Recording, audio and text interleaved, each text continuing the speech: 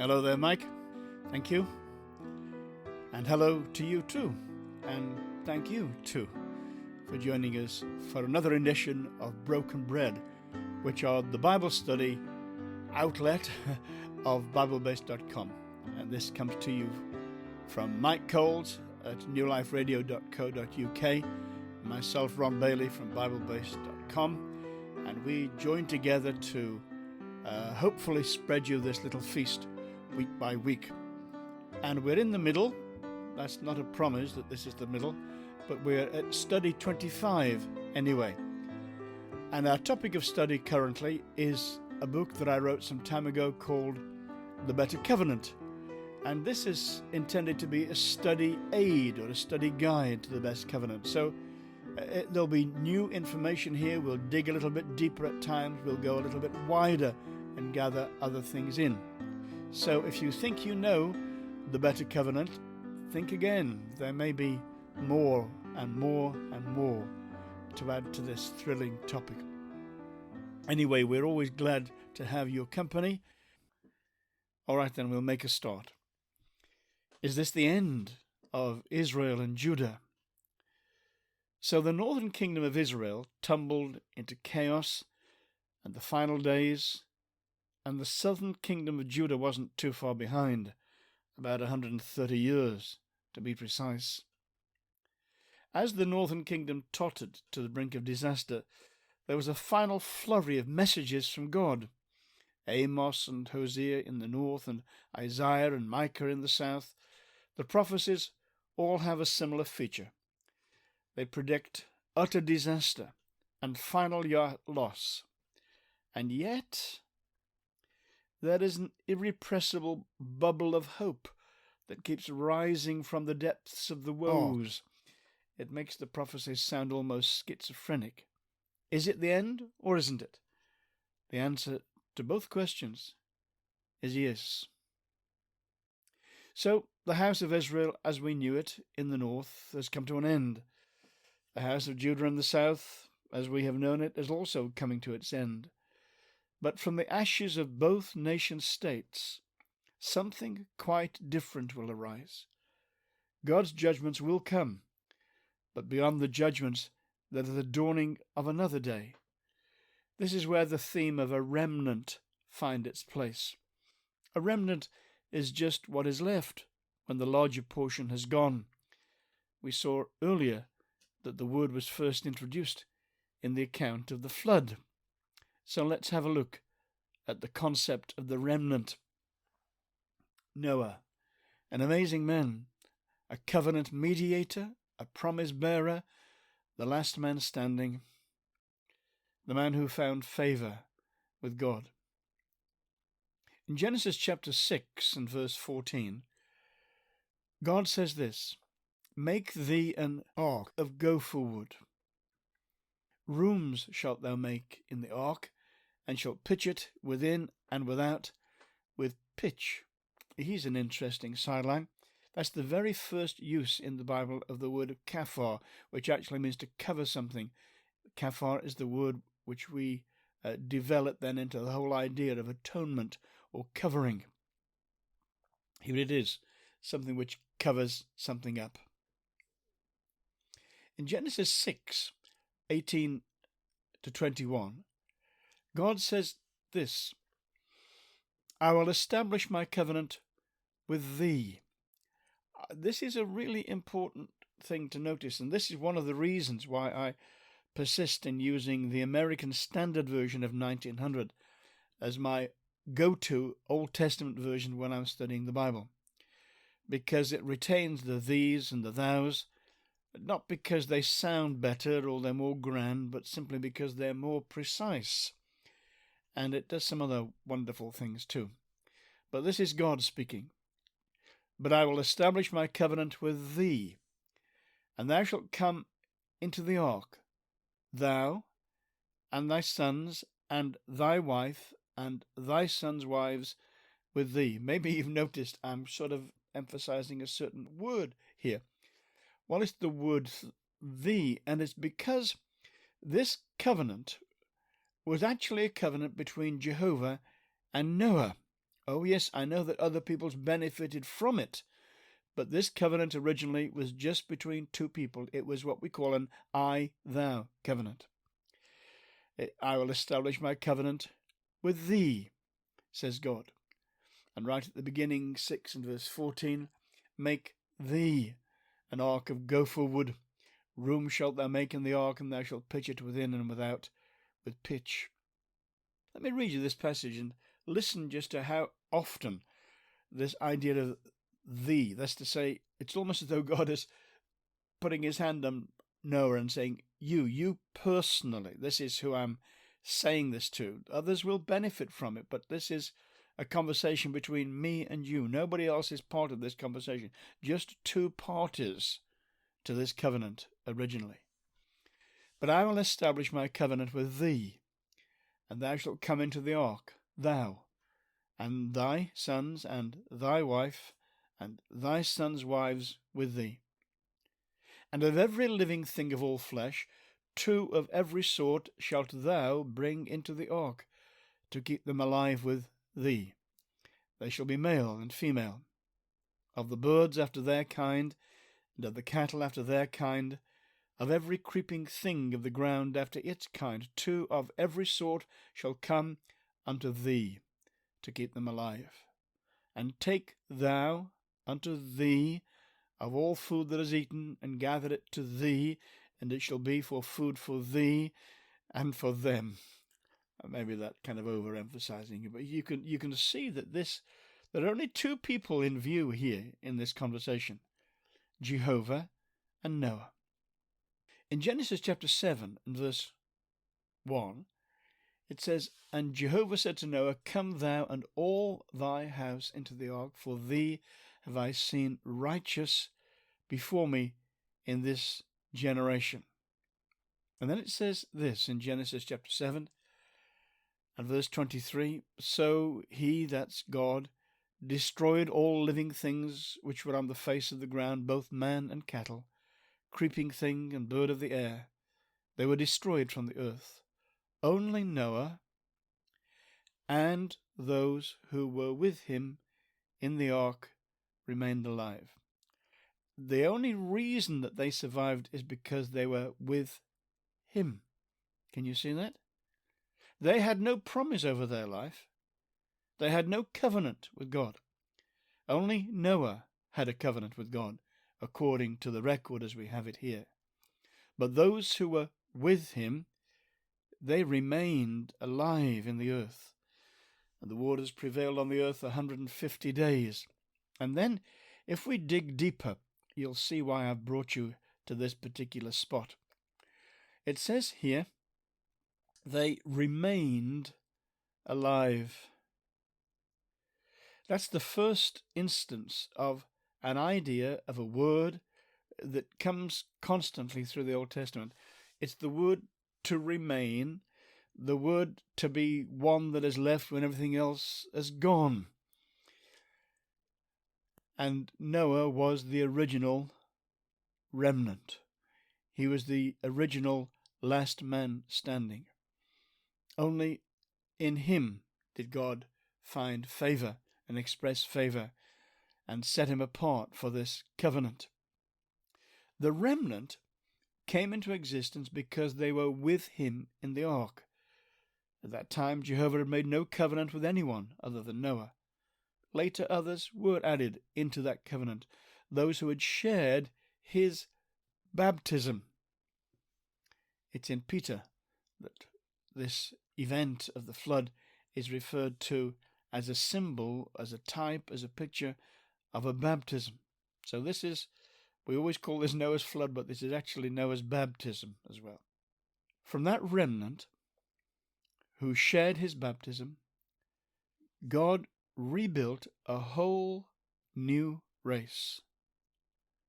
This is an amazing picture, that although everyone in the world had gone in the wrong direction, they'd followed their own way, every thought of the imagination of their heart was only evil continually. What a terrible indictment upon the human race.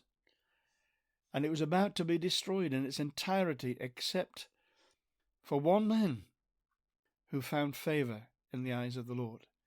And from this one man and those who were baptized into him, sharing his baptism with them, from this remnant, God would rebuild a whole new race. He's not the only time in the Bible when there is a man who becomes the last man standing and the one whom God is ready to take and make into a new people. It's Moses. If Moses had accepted God's offer, do you remember this story? God said to Moses, let me just get rid of them and I'll start again with you. If Moses had accepted God's offer, he would have been the last man standing, a remnant. And from him, God would have rebuilt a whole race from the remnant of one man. Now, this is interesting because the people of Israel were baptized into Moses too. That's an unexpected phrase that you find in Paul's letter to the Corinthians. Noah's family were baptized too into their last man standing. They became united with the last man standing through an experience of baptism. And interestingly, no one got wet in either of these two original baptisms. This is not the water baptism of a later day. This is a picture of another baptism. Moses and Noah were the types of a coming one. The fulfillment of that type was Jesus Christ, the last man standing, a remnant from which a whole new race would be built. He is the only man of our race to have fulfilled the destiny of the race. And from this one man, God determined to rebuild a people for himself. One of the ideas that comes up into the Bible is this idea of a new creation. And in the Bible, baptism always signifies a new beginning that follows a definite ending of the old. All old things must pass away. All things must become new. They do, according to 2 Corinthians chapter 5. If any man is in Christ, he is become a new creation. Old things are passed away. All things are become new. Now, I know we like to enjoy the idea of us personally being a new creation, but I think if you look carefully at 2 Corinthians, you'll find that the new creation is actually the church of God. Anyway, that isn't our topic tonight. There's a word that's frequently used by the prophet Isaiah. We'll talk about Isaiah a little bit more in a moment or two. It's the word create. In Hebrew, bara. It's a Hebrew word that usually only has God as its subject, and the word is found in the very first sentence of the Bible, Genesis verse 1 of chapter 1. In the beginning, God created the heavens and the earth. And if we dig deeper, we discover that the English verb create captures very well the meaning of the Hebrew term in this context. The verb bara always describes divine activity, fashioning something new, fresh, perfect. Isn't that a great idea? New, fresh, perfect. You know, only God can create things which are new, fresh, and perfect. Everything else, we use some material to make it, and there may be imperfections in the materials, all kinds of reasons why we can't do anything that it really is genuinely new. They're all imitations to a degree. And they're not fresh. They're older ideas just polished up often and modified a little bit. And perfect, there's nothing that man can do unaided that is perfect. And if you're following the notes, I've put a whole list here of the word bara. It's used 46 times in the Old Testament and 17 times in the prophecy of Isaiah. Bara is a word which has a high profile in the book of Genesis, as we might expect. Then, for the greater part, it goes underground, only to burst out again in profusion in the prophecies of Isaiah. And this is an early one here in Isaiah chapter 4. I'm going to read first of all Isaiah 4, verse 5 and 6. And Jehovah will create, there's our word bara, Jehovah will create over the whole habitation of Mount Zion and over her assemblies a cloud and a smoke by day and the shining of a flaming fire by night. For over all the glory shall be spread a covering, and there shall be a pavilion for a shade in the daytime from the heat, and for a refuge and for a covert from the storm and from rain. But if we read the preceding verses, we find that this creative activity is going to be preceded by a time of great distress and judgment. After the judgment comes a new creation. Listen to it. This is the verse before Isaiah 4, 5 and 6. When the Lord shall have washed away the filth of the daughters of Zion, and shall have purged the blood of Jerusalem from the midst thereof, by the spirit of justice, and by the spirit of burning. And then it goes on to say, and Jehovah will create over the whole. So the creation comes after a destruction in this prophecy of Isaiah. And that is significant, because creation in this sense, the way it's used here, always follows a destruction, always follows a judgment. So, as I said, if we read the preceding verse, we find that this creative activity is going to be preceded by a time of great distress and judgment. That's the key word. After the judgment comes a new creation. Now the pictures are coming thick and fast, aren't they? Exiles, remnant, a new exodus, a new creation. Isaiah is pointing beyond the pain of the judgments to a brand new beginning. And this theme too will create words and ideas which will become part of the nation's vocabulary, words that God will be able to use in a later context to convey powerful ideas and truths. Do you remember our artist palette?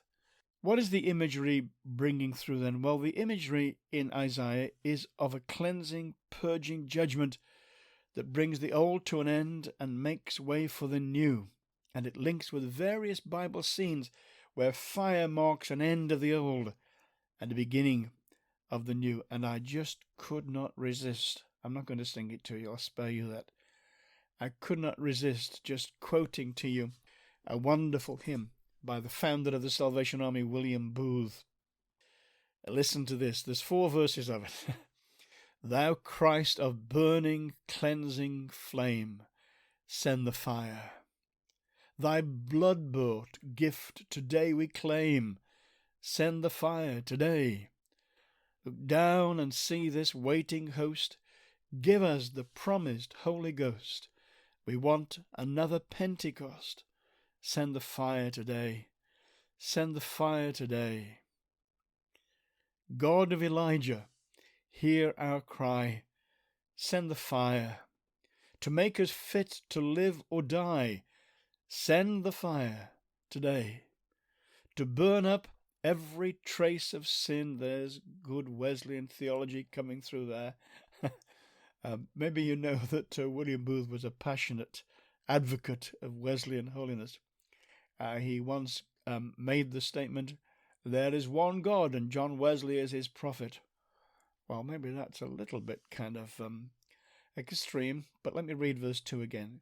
God of Elijah, hear our cry. Send the fire. To make us fit to live or die, send the fire today. To burn up every trace of sin, to bring the light and glory in. The revolution now begin. Send the fire today. Send the fire today. 'Tis fire we want, for fire we plead. Send the fire.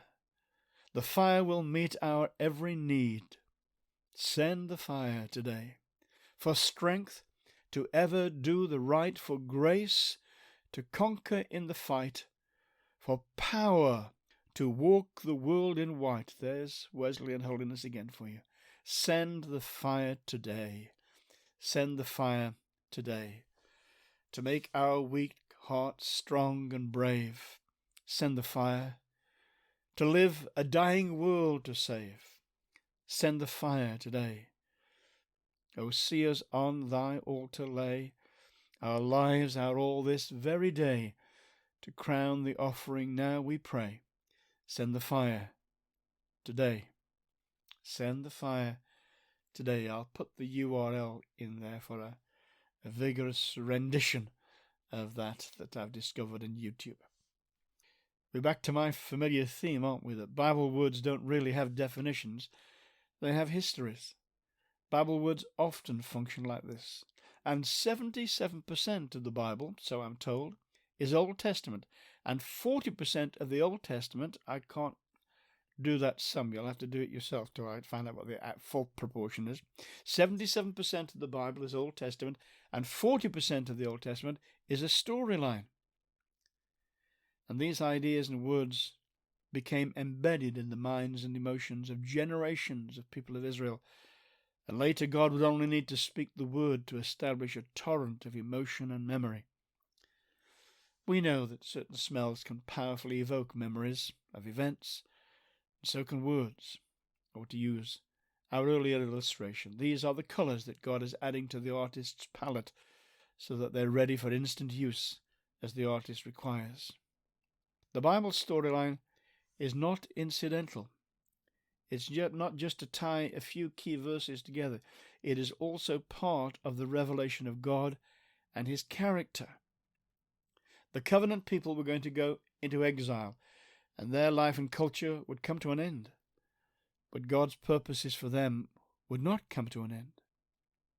The route is not one anyone could have expected, but the destination is unchanged.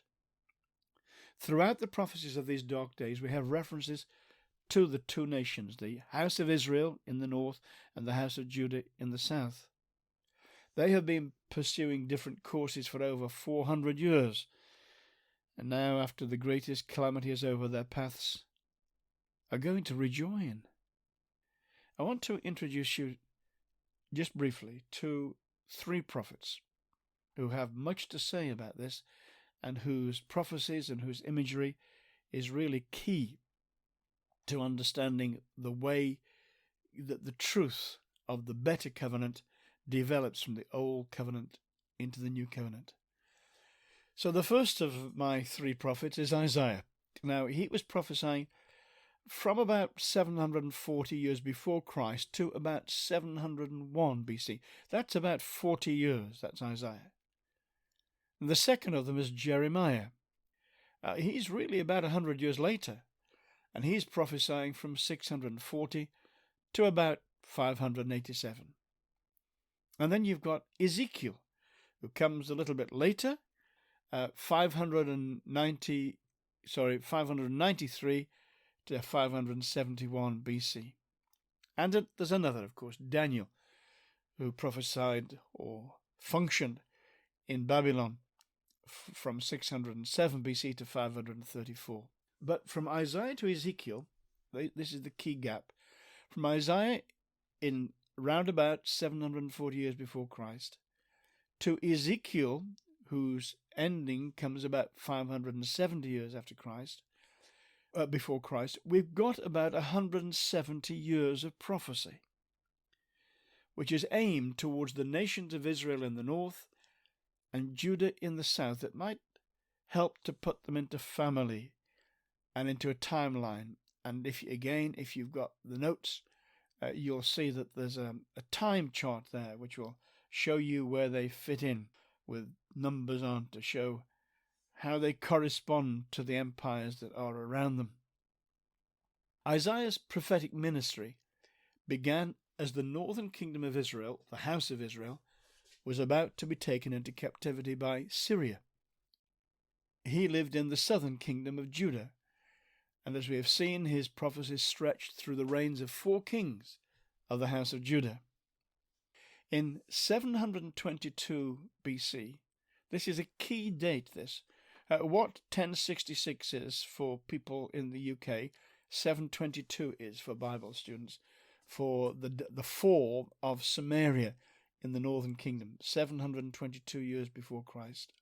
the northern kingdom of Israel finally came to an end, and the people were taken into exile into the Assyrian Empire. A trickle of people from the north had relocated in Judah, and their land, known as Samaria, was then repopulated with other captive nations. In the next superpower struggle, Babylon rose to be top dog, and in or around the 600 BC, Babylon began a series of incursions into the remaining southern kingdom of Judah, the house of Judah. Initially, somewhere round about 597 BC, just about 600 BC, the Babylonian army attacked Jerusalem, not the Syrian army. Now, new kid on the block. Now it's the superpower is Babylon, not Assyria. So, round about 600 BC, Babylon began a series of incursions into the remaining southern kingdom of Judah, the house of Judah. Initially, somewhere round about 597, the Babylonian army attacked Jerusalem and took hostage all the sons of the nobility and the important players in the national scene. A young man named Daniel was taken at this time, and we may consider his contribution separately. And another man from a priestly family whose name was Ezekiel. Ezekiel spent the rest of his life in Babylon, and his prophetic activity takes place in the Babylonian Empire. The third of our prophets was Jeremiah. He was also from a priestly family, but he was not taken captive by the Babylonians, so most of his prophetic activity takes place in and around Jerusalem. There was another deportation of the people from the kingdom of Judah, about 587, and a third in 582. During the 587 deportation, Jerusalem and the temple, in fulfillment of the threats that God had made, were destroyed, and the priests and the monarchy and all the ceremonies of the temple came to an abrupt end. And our time is going, and we shall need to come to an abrupt end too. I want to just say a final word or two. Context, context, context. The time has come to look at the prophecies of these three men in different context. For example, its immediate context. The fulfillment of the promised judgments came to pass, and the exiles remained under foreign control, and their land under foreign control of one kind and another, for getting on 2,500 years, with just a brief respite under the Maccabees. That was their immediate context. It happened. It had been predicted, and it happened, and they experienced it. But as well as promising the destruction, God promised a return, and he promised to do a new thing. And that had a short-term fulfillment. The exile had a return. However, even the return of the remnant fell short of its promises, as we see and expect them from these three prophets. The second temple had not been greater than the first temple. The exiles had not returned. Only a small proportion had returned to their Holy Land. The rest were scattered throughout the Roman Empire and eastwards around Babylon. So that was the short-term fulfillment. Imperfect, incomplete, but setting a pattern. So what about the long-term context? Well, this is where we're trying to get to. When most of the New Testament was written, the Roman province of Syria, and the ancient land of Israel, as we would call it, which was a part of that, was on the verge of another catastrophe. History was repeating itself. And Jesus of Nazareth was repeating dire warnings. It's interesting that Jesus, when he asked, "Whom do men say that I am?" the answer that he got was, "They say you're one of the prophets. Jeremiah or one of the prophets." Now, what was it about Jesus' teaching that made them think this might be the return of Jeremiah? Well, Jeremiah, more than anyone else, predicts the destruction of Jerusalem in horrifying language and horrifying colors, we might say. And Jesus was repeating, in the time of the New Testament, the dire warnings of Jeremiah quoting from him in different ways. Jerusalem was about to be destroyed a second time and its temple razed to the ground. And yet, that was not the end of the story, because the epistles take up the metaphors and colours of the Old Covenant to declare that God's promises have been fulfilled in a new covenant that is a second covenant, a better covenant, a more glorious covenant, a new covenant, in contrast to the old. But our time has gone, and that journey lies ahead of us. This has been mostly trying to set the scene so that we can see the significance of some prophecies we're going to look at in the next study that comes. So please book your seat. Be sure to be here, same place, same time, next week, as God willing we continue our studies. And thank you so much for being with us. God bless you all.